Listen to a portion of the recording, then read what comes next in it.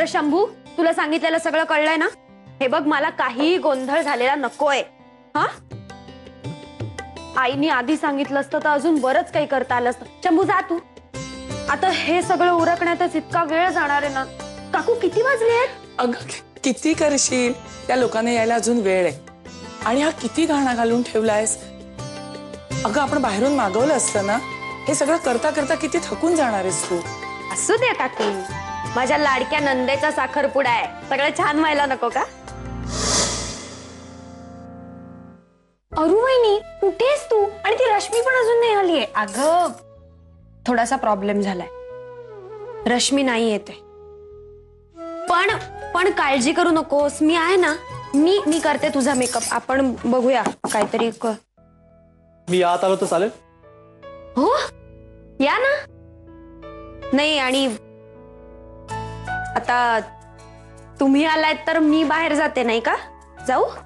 नाही, I am sorry. म्हणजे actually मी तुमचं बोलणं ऐकलं म्हणून मी इथे आलो. काही प्रॉब्लेम आहे का? काही मदत करू शकतो मी तुमची?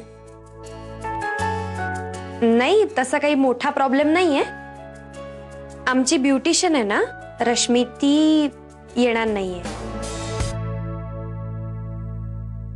तर रुसली आहे आमची रेशम थोडीशी. ऍक्च्युली माझ्याही इथे काही ओळखी आहेत. म्हणजे तुम्हाला हवं असेल तर मी कोणाला तरी सांगून एखादी ब्युटिशियन अरेंज करू शकतो.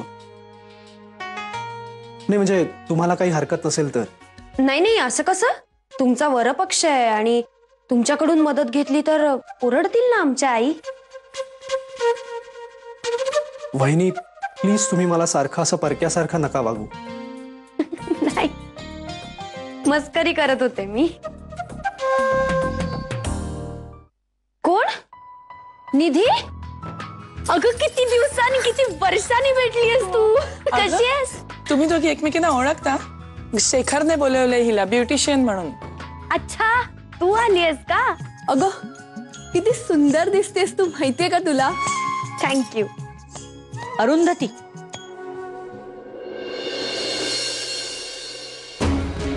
तुझ्या चौकशा करून झाल्या असतील तर ती ज्या कामासाठी आली आहे ते काम तिला करू दे. चालेल? चल, मी तुला रेशमची रूम दाखवते. ते घे.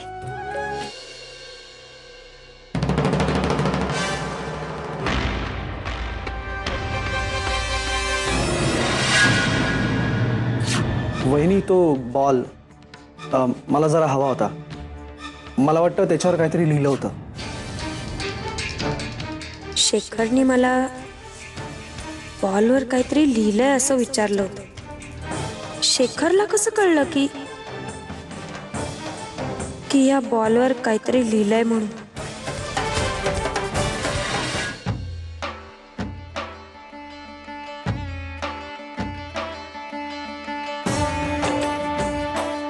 या रावसाहेब, तुमचं स्वागत करतो. अरे चारू दत्ता, आता आपण व्याधी झालो. स्वागत असं नाही करायचं, मिठी मारून करायचं.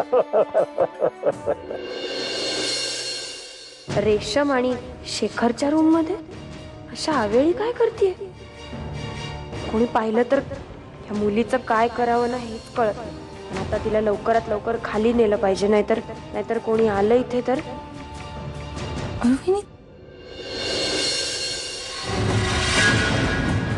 अगं रेशम, तू इथे कशी?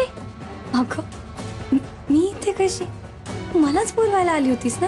अगं पण तू तिथे होतीस ना आता. मी कुठे होती वहिनी? वहिनी, तुला काय वाटलं?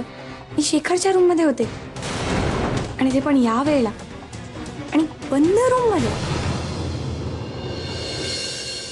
बरं जा, आता सगळे वाट बघतायत तुझी. जा लवकर.